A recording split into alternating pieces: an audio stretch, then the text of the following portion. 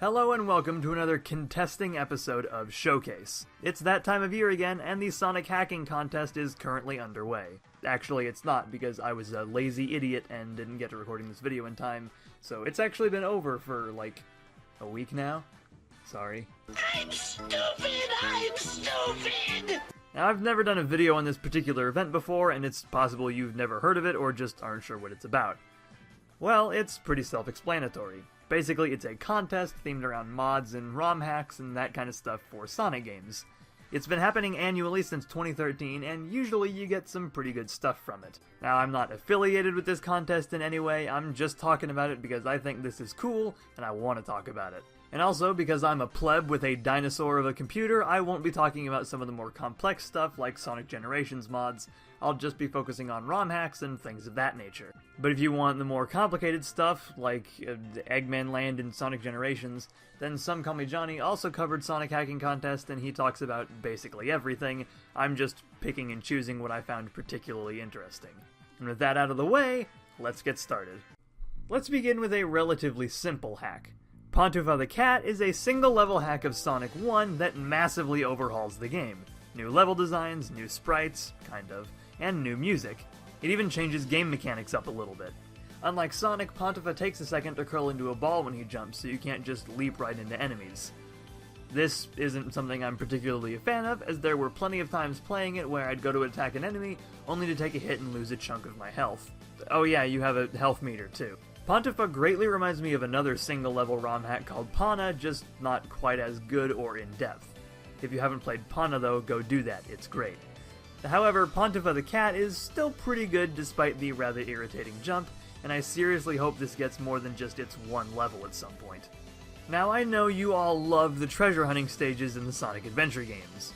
Clearly, the creator of this hack knew that as well, as Knuckles' Emerald Hunt is a hack of Sonic 2 that's designed like those treasure hunting stages. And if you're of the mindset that the treasure hunting was better in SA1, well, you'll be happy to hear that the Emerald Radar functions just like it did in that game.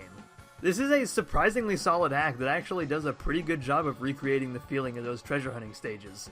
Even right down to how annoying finding emerald shards can get. There is one problem I have with this hack though. The levels are completely unaltered, and since Sonic 2 stages aren't designed for emerald hunting, it gets a little awkward to play at times. Lots of backtracking and just wandering around aimlessly to be found. You can also play as Tikal, but as far as I can tell she plays exactly the same as Knuckles, so I have no clue why she's even here. But if you did really enjoy the treasure hunting levels, then I'd suggest giving this hack a try. A few things do annoy me, but they're nitpicks at best and didn't dampen my enjoyment by much. Next up, we've got a Sonic 1 hack called Sonic 1 Reverse Curse. In concept, this one is pretty simple. Basically, you start every act with 5 rings. Collecting a ring decreases your ring count by 1. And if you collect a ring when your ring count is at 0, you die. And yes, that means that if you get hit, you cannot pick up your rings.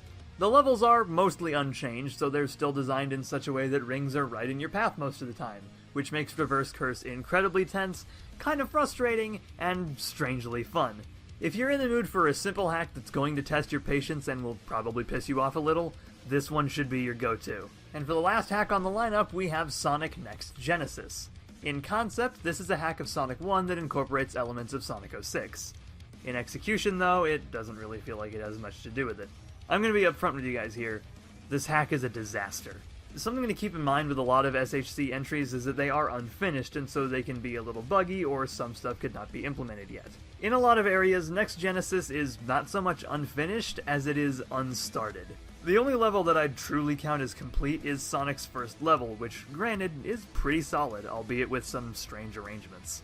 Sonic's second stage is a quote-unquote Mach Speed stage, which gave me flashbacks of Sonic 2's Secret Rings edition.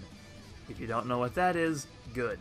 This stage has about 30 seconds of actual gameplay, and then the rest is just a straight line.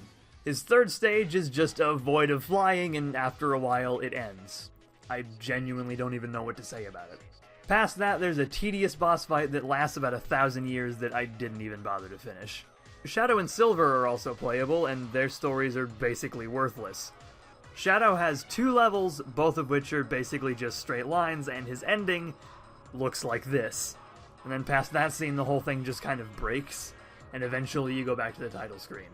Then there's Silver, who really gets the short end of the stick. He has one unique level that is literally just Springyard Zone, and his second level is a recycled Shadow level. He also has the exact same ending as Shadow, but somehow more broken. There's a lot of other stuff I could talk about here, but if I went over everything, we'd be talking about this for a while. At the end of the day, Next Genesis is a hack that could be really cool if put in the hands of somebody who actually knows what they're doing. But as it stands, Next Genesis feels like it was made by an amateur ROM hacker who had no clue how to pull this off.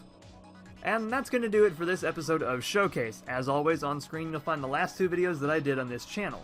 And if you enjoyed this video, then I highly suggest giving it a like, and if you want to be alerted when I make a new video, you can subscribe and click that little bell notification thing. Still feel dirty every time I do that. And finally, if you want to suggest a Showcase topic, then you can do so in the comments, and it might get made into a video if I get off my ass and stop being lazy. That's all for now, and I will see you guys next time.